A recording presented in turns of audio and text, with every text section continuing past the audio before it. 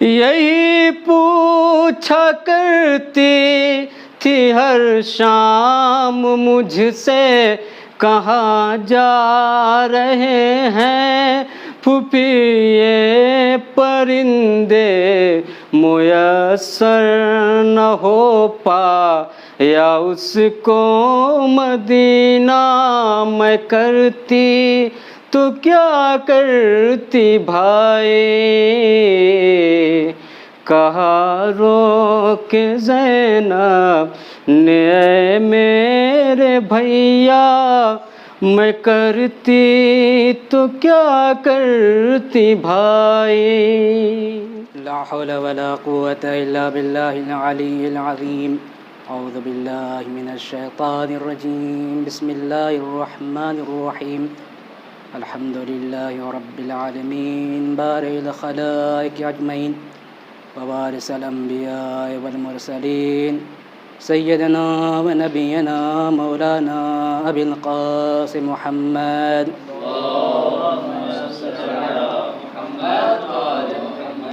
وعلى آل بيته الطيبين الطاهرين المعصومين المظلومين، ولعنة الله على أعدائهم أجمعين من يومنا هذا إلى قيام يوم الدين. أما بعد، فقد قال الله تبارك وتعالى في كتابه الكريم، بسم الله الرحمن الرحيم، يا أيها الذين آمنوا استعينوا بالصبر والصلاة ان اللہ مع الصابرین۔ صلوات پڑھیں محمد وآلہ۔ اللہم صل علی محمد۔ اللہ کا ارشاد ہے، اے ایمان والوں، صبر کے ذریعے اور صلاۃ کے ذریعے مدد حاصل کرو۔ کیوں صبر کے ذریعے سے؟ کیونکہ اللہ صبر کرنے والوں کے ساتھ ہے۔ ان اللہ مع الصابرین۔ عزیزان گرامی، اس آیہ کریمہ میں خداوند متعال نے دو قوت و طاقت و قدرت جس کے ذریعے سے انسان مدد حاصل کر سکتا ہے کو بیان کیا ہے۔ ایک ہے قوت صبر، ایک ہے قوت صلاۃ، اور یہ دونوں طاقتیں صاحبان ایمان سے مخصوص ہیں۔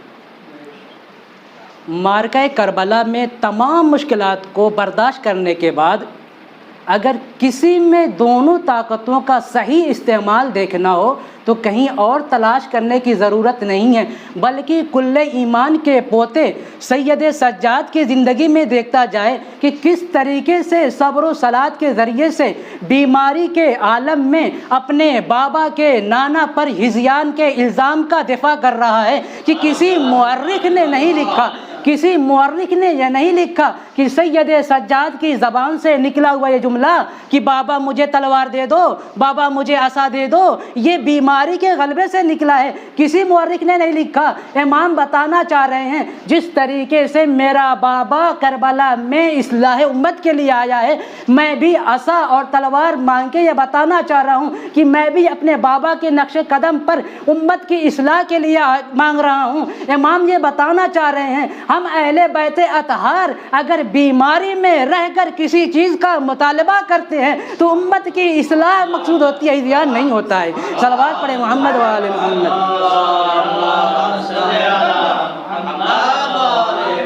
تو عزیزان گرامی، اس امام کی زندگی، کربلا سے شہادت تک کی زندگی آپ کے سامنے بیان کرنا مقصود ہے۔ کربلا سے شہادت تک کی زندگی کے کئی پہلو ہیں، کئی گوشے ہیں، کئی رخ ہیں۔ سب سے پہلے یہ کہ امام بیمار کب تک تھے اور کیوں تھے، ایک یہ ہے رخ۔ دوسرا یہ کہ اسیران اہل حرم میں امام کے وجود کی حیثیت کیا ہے کربلا سے شہادت تک کی زندگی، کربلا سے شہادت تک کی زندگی میں۔ تیسرے یہ کہ امام نے کوفیوں سے خطاب کیا کیا ہے اور ان کی شجاعت کیا ہے، یہ بھی کربلا سے شہادت تک کی زندگی کے۔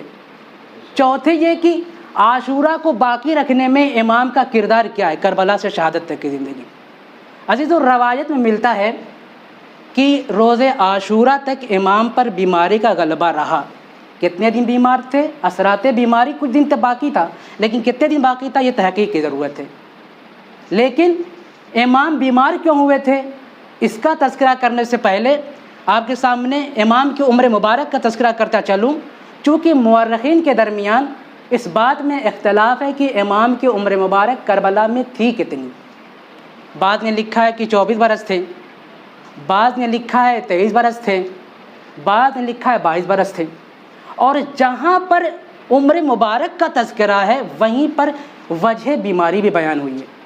محمد بن سعد اپنی کتاب میں لکھتے ہیں، علی ابن الحسین، حسین ابن علی کے ہمراہ کربلا میں موجود تھے اور اس وقت آپ کی عمر 23 برس تھی، اور آپ کے فرزند امام باقر علیہ السلام کی عمر اس وقت 3 یا 4 برس تھی۔ اور وہ مزید لکھتے ہیں کہ کیوں جنگ نہیں کی امام جب موجود تھے، لکھتے ہیں کہ شدت بیماری کی وجہ سے امام نے جنگ نہیں کی۔ اس کے بعد فرماتے ہیں کہ کیوں بیمار ہوئے تھے، یعنی حکمت بیماری، امام کیوں بیمار ہوئے تھے، تو انہوں نے لکھا کہ اللہ نے تمام مسلمانوں کی ہدایت کے لیے بچانا مقصود تھا، ایک یہ۔ دوسری ہے کہ نسل رسول خدا جو کہ نسل سیدہ سے چلی ہے، ذریت حسین سے ہوتے ہوئے امام سجاد اور ان کی اولاد میں یہ سلسلہ امامت منتقل ہوتا رہے، اس وجہ سے امام بیمار تھے۔ یہ 2 حکمت بیان کی انہوں نے۔ پھر سوال یہ ہوتا ہے کہ جب پوری دنیا نور امامت کو بجھانے پہ تلی تھی اور حالات ان کے اختیار میں تھے، تو پھر امام کو قتل کیوں نہیں کیا؟ مولا کائنات کو قتل کیا گیا، امام حسن علیہ السلام کو قتل کیا گیا، امام حسین علیہ السلام کو قتل کیا گیا، اب سید سجاد بچے ہیں، جبکہ دشمن کا غلبہ ہے، دشمن چاہتا تو قتل کر دیتا۔ یہ سوال ہے یا نہیں ہے؟ تو عزیزوں، روایت میں ملتا ہے کہ امام پر حملے کا ارادہ بھی ہوا ہے اور حملہ بھی ہوا ہے، مگر چاہنے والوں نے بچایا ہے۔ شیخ مفید فرماتے ہیں کہ شمر ملعون امام حسین اسلام کو قتل کرنے کے بعد اس حالت میں کہ سید سجاد بستر بیماری پر تھے، حملہ کیا، مگر حمید ابن مسلم نے دفاع کیا اور شمر کے حملے کو ناکام کیا۔ اس کے بعد عمر سعد نے 11 محرم کو امام کو کربلا سے کوفہ روانہ کر دیا۔ اب یہاں سے امام کی زندگی کا دوسرا رخ شروع ہو جاتا ہے، کربلا سے شہادت تک کی زندگی۔ توجہ چاہتا ہوں عزیزوں، کربلا سے شہادت تک کی زندگی میں دوسرا دور کی اسیران اہل حرم میں امام کی وجود کی حیثیت کیا ہے۔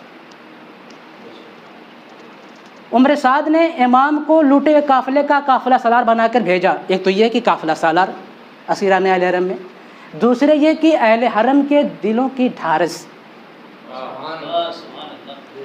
جب 11 محرم کو یہ قافلہ کربلا سے کوفہ روانہ ہوا ہے تو روایات مختلف ہیں۔ میں ایک روایت پڑھ کے آپ کے سامنے آگے بڑھنا چاہتا ہوں کہ لکھتے ہیں کہ اونٹ کو، بے کجاوا اونٹ کو لایا گیا، آپ کو اس پر بٹھایا گیا، پسے گردن آپ کے ہاتھ باندھے گئے، پہائے مبارک کو اونٹ کے پیٹ سے باندھا گیا، اور اس طریقے سے امام کو کربلا سے کوفہ لے جایا گیا۔ مگر امام ہے جو قوت صبر کے ذریعے سے اپنے وجود کو باقی رکھتے ہوئے دربار یزید میں پہنچایا ہے، اور جبکہ یزید اپنے قوت ظلم کے ذریعے سے اہل حرم کے دلوں میں دہشت پھیلانے کی کوشش کر رہا تھا، مگر یہ سید سجاد ہے جو قوت صبر کے ذریعے سے دربار یزید میں اپنے بابا کی جیت کا اعلان کر رہا تھا۔ یہ امام کی زندگی کا دوسرا رخ ہے، کربلا سے شہادت تک کی زندگی کے دور پر۔ اس کے بعد کربلا کی شہادت تک کی زندگی کے تیسرا رخ، یعنی تیسرا مرحلہ، تیسرا گوشہ، امام نے کوفیوں سے خطاب کیا کیا، اور امام کی شجاعت کیا ہے؟ ہر امام شجاع مار،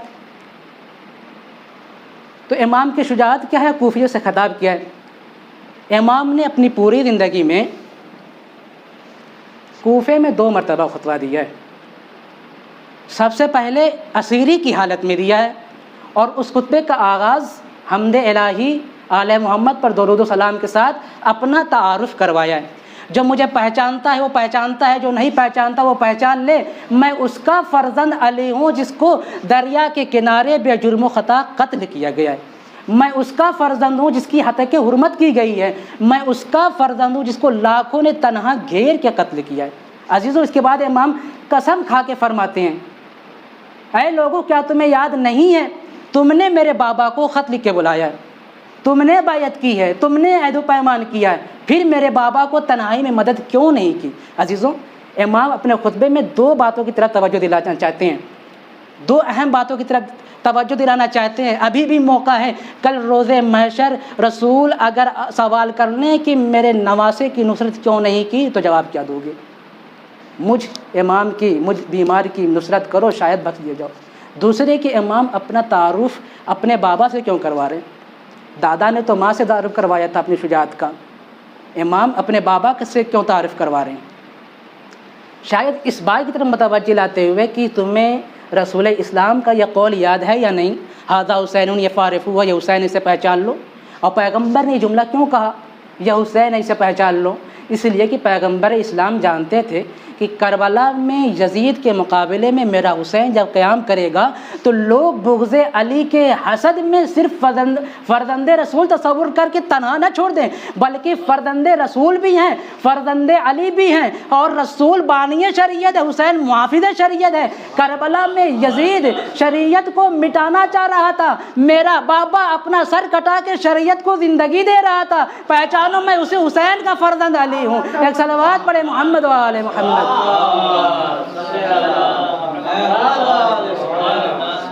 امام سجاد علیہ السلام یہ تعارف اس لیے کروا رہے ہیں کہ میرے بابا کو پہچانو، اور امام یہ بتانا چاہ رہے ہیں کسی امام کو تم بزدل نہ سمجھنا۔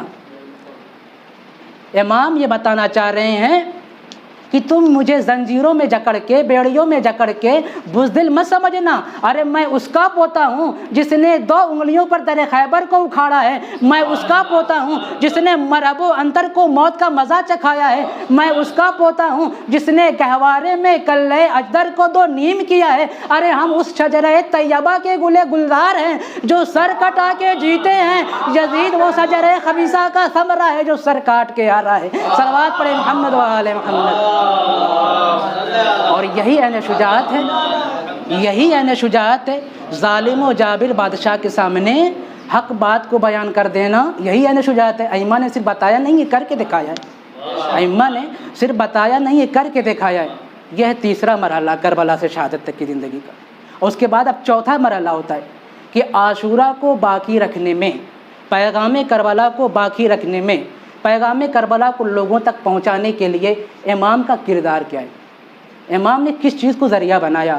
اپنے خطبہ کو، اپنی دعا کو، گریہ کو۔ جیسا کہ آپ نے دیکھا کوفیوں سے خطاب میں کس طریقے سے کربلا کا نقشہ کوفیوں کے درمیان بیان کیا۔ دعا، صحیفہ سجادیہ، رسالۃ الحقوق، جو کتابی شکل میں آج بھی ہمارے پاس ہے، امام بتانا چاہ رہے ہیں یہ سارے حقوق کربلا میں پامال ہوئے، یہ سارے حقوق کربلا میں پامال ہوئے۔ اور اس کے بعد تیسرا ذریعہ گریہ، حکومت بنی امیہ کے ظلم کو آشکار کرنے کے لیے، کربلا کے دل خراش منظر کو بیان کرنے کے لیے، پیغام کربلا کے لوگوں تک پہنچانے کے لیے امام نے سب سے زیادہ جس راستے کو اختیار کیا وہ گریہ۔ پانی کو دیکھا رونے لگے، پینا چاہتے ہیں رونے لگے۔ عزیزو، مصائب نہیں پڑھ رہا ہوں، فضائل پڑھ رہا ہوں کہ پانی کو دیکھا رونے لگے۔ کسی خطیب کا جملہ یاد کرتا چلوں کہ کربلا پہلے فضائل ہے بعد میں مصائب۔ تو امام پانی کو دیکھتے ہیں رونے لگتے ہیں، پینا چاہتے ہیں رونے لگتے ہیں۔ پوچھنے والے نے پوچھا کیوں رو رہے ہیں، رونے کا سبب کیا ہے؟ تو کہا کیوں کر نہ روں، کربلا میں یزیدیوں نے اپنے لشکر والوں کے لیے، تمام صحرائی جانوروں کے لیے دریا کا گھاٹ کھول رکھا تھا، مگر میرے بابا پر پانی بنتا اور پیاسا قتل ہوا۔ قصاب کی دکان سے گزر ہو رہا ہے، پوچھا یہ بتاؤ ان کو ذبح کرنے سے پہلے پانی پلاتے ہو یا نہیں پلاتے ہو؟ قصاب کہتے ہیں آقا ہم شریعت محمدی کے پابند ہیں، ہم ذبح کرنے سے پہلے پانی پلاتے ہیں پھر ذبح کرتے ہیں۔ امام فوراً کربلا کا رخ کر کے رونے لگے۔ پوچھنے والوں نے پوچھا کیوں رو رہے ہیں؟ کہا کہ ہائے جس حسین کے نانا کی شریعت پر پابند ہو کر تم جانور کو ذبح کرنے سے پہلے پانی پلاتے ہو پھر ذبح کرتے ہو، اسی حسین کو کربلا میں پیاسا ذبح کیا گیا، کیوں نہ رو۔ اس طریقے سے امام نے نسلاً بعد نسل پیغام کربلا کو لوگوں تک پہنچایا۔ اور ایک ذریعہ امام نے جو کربلا کے پیغام کو لوگوں تک پہنچانے کا ذریعہ بنایا وہ مجلس حسین۔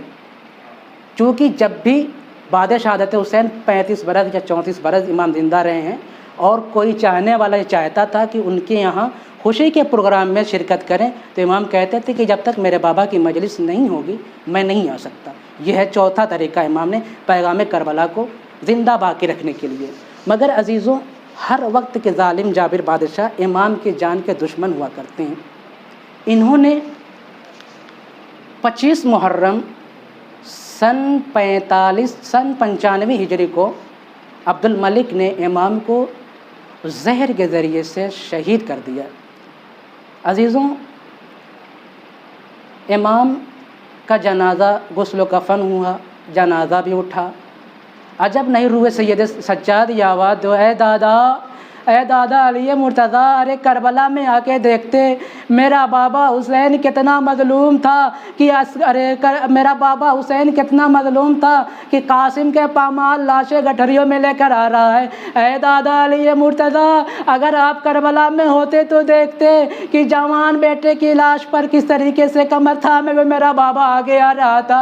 اے دادا علی مرتضیٰ، آپ کربلا میں ہوتے تو دیکھتے کہ کس طریقے سے چچا کے جنازے پر کمر کو پکڑے ہوئے میرا بابا آگے بڑھ رہا تھا۔ اے دادا، اسی کربلا میں آپ کے بیٹے حسین کو 3 دن کا بھوکا پیاسا قتل کیا گیا۔ آئے ظلم بالائے ستم تو یہ ہے کہ 3 دن تک لاشا بے گور و کفن پڑا رہا۔ ارے بیمار بیٹا موجود تھا مگر غسل و کفن دیتا تو کیسے دیتا؟ ہاتھوں میں ہتھکڑیاں تھی، پاؤں میں بیڑیاں تھی۔ ارے یہ منظر دیکھ کر سید سجاد کا چہرہ دیکھا، پھوپھی نے کہا ہے بیٹا سید سجاد، کیا تم بھی اس عالم غربت میں تنہا چھوڑ دو گے؟